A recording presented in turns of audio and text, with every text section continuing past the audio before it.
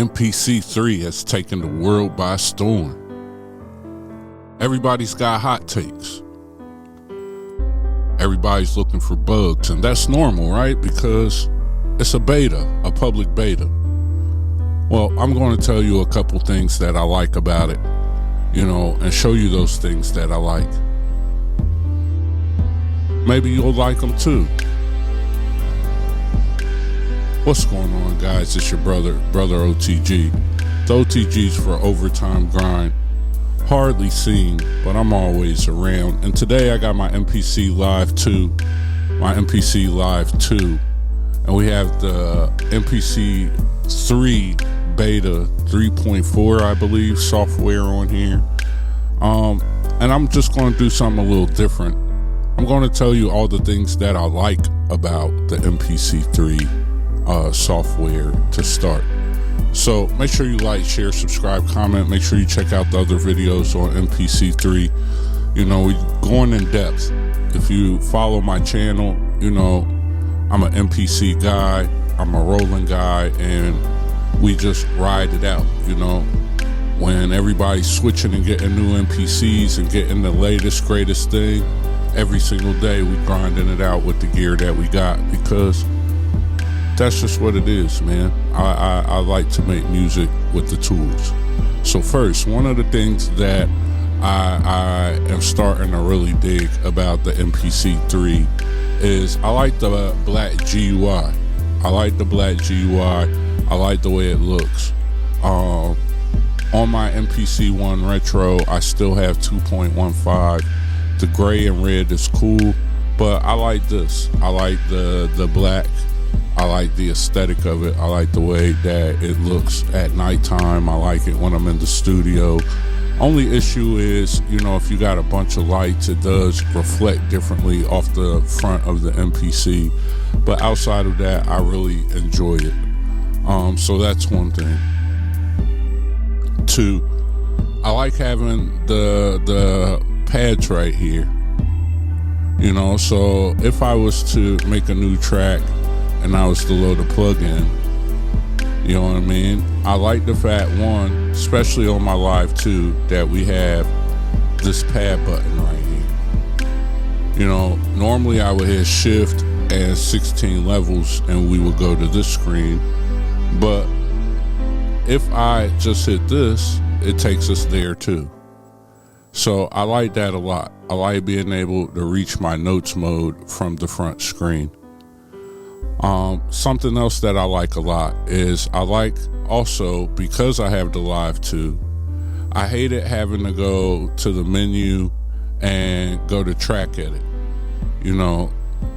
I hated having to do that. When you have your plug-in right here, you could just boom, straight to track edit. No more having to go to the menu and press the extra button. And that speeds up efficiency. One of the things that I didn't like about the Live 2 was always having to go to the menu to go to the track edit. Which brings me to the next thing that I like. Let's go back to the drum program. I have no drum right there. But you can see there is no track edit button for the drums. But what I was able to do from the menu is put my track edit over here, which was the sounds browser or the swipe out browser. I was able to put my track edit right there. So now for my main screen, let's just go load. See, we have our folder. We click our folder. Let's just go load up an expansion.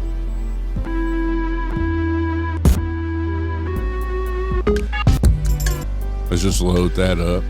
Okay.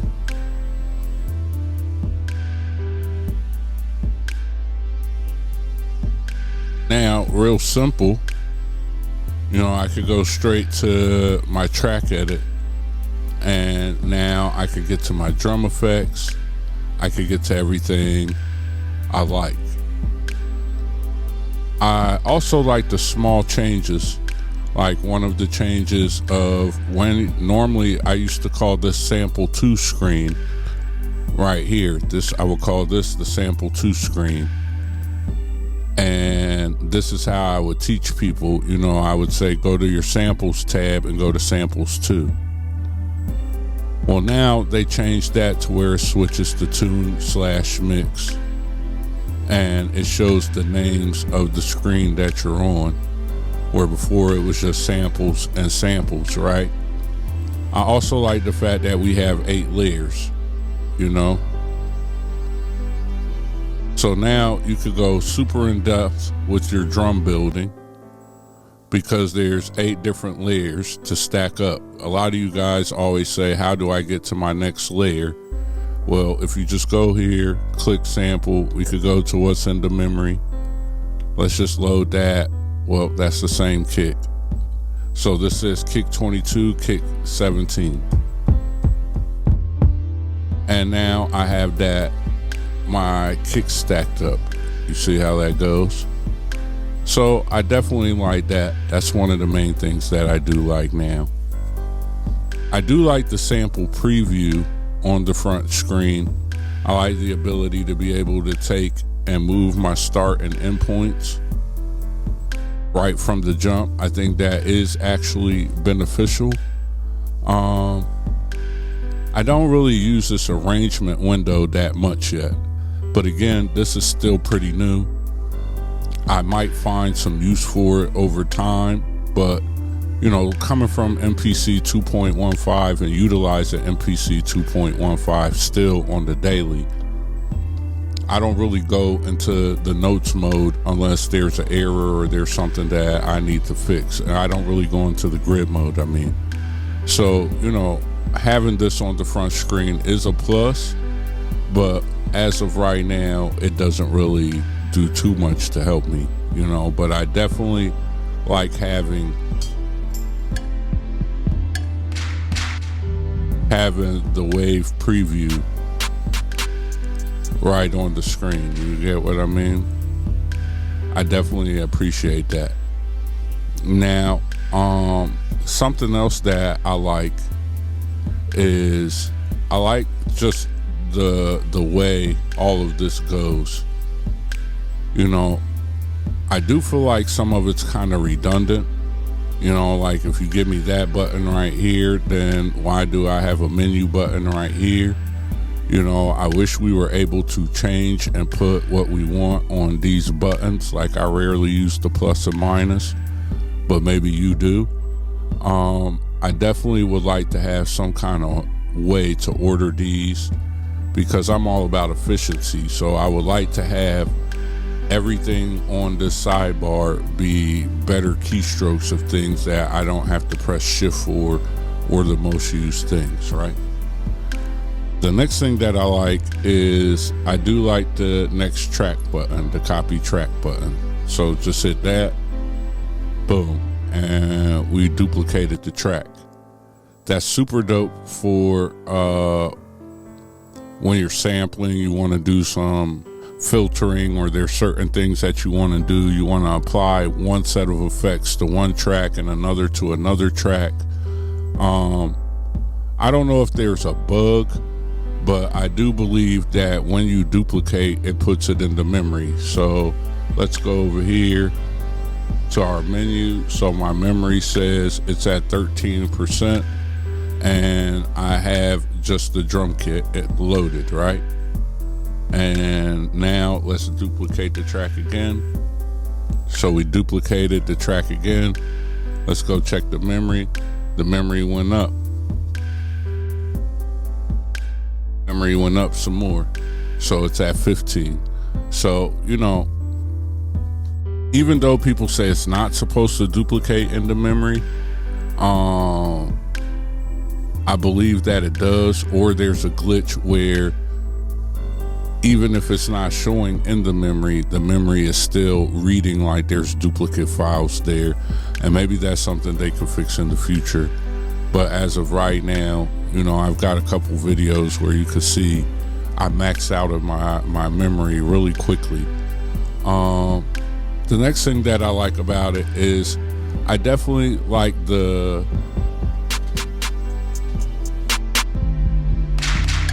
I like the mixer. I like the ease of the mixer. I like having real faders. You know what I mean? I definitely like the real faders. The sends and the IO is a little bit better. You know, the effects, I could have lived with those. But outside of that, I definitely really like that, right? So another feature that I like is that when you make a new track, if we go to audio, let me turn on.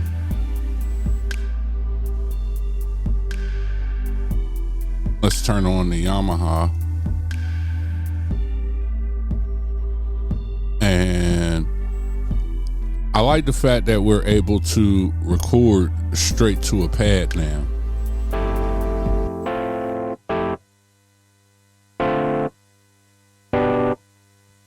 So let's see. Right here.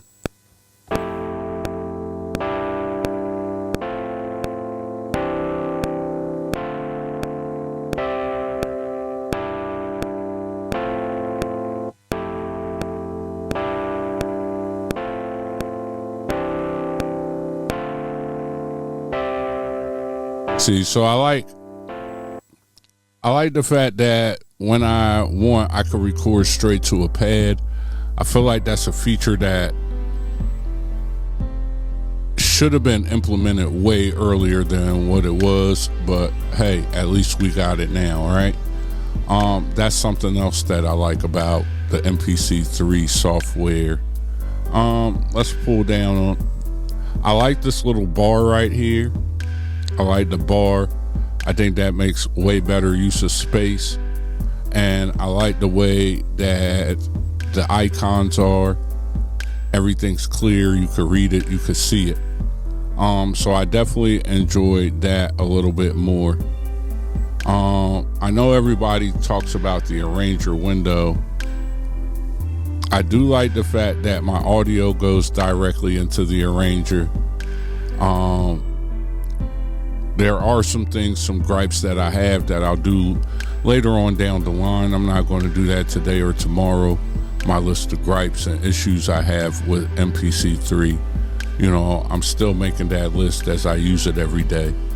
But I did think that there are some positives to talk about. I do believe that it loads a little faster. I do believe that it does standalone stems a little quicker than 2.15. I do see the value in the MPC 3 software. You know, there are some small bugs and things that I think should be fixed, some things that could be fixed, but at the end of the day, I think it's a super solid update. I think it's a super solid push into the next era. I think that it's visually beautiful, and the main things that I like about it, I spend lots of hours on the MPC, so changing the color scheme definitely helps. You know, color coding things to the pads inside of your drum program, that helps. I think it's definitely worth it. Now, would I recommend somebody who has 2.15 and they have a great workflow going on 2.15 and they're in the mix and they're busy and they're doing things, would I recommend them to upgrade? 60-40, 60 yes, 40% no. I would never want somebody to break their workflow or break something that works for them already. And you always have to remember there's a learning curve to anything new that you purchase or bring in your studio. It's the same with MPC 3. But that's just my short list of things that I like about the MPC 3 software right off the top of the head. Leave in the comments what you like about it, and let's build a conversation around it. You know, make sure you like, share, subscribe, comment. It's your brother OTG.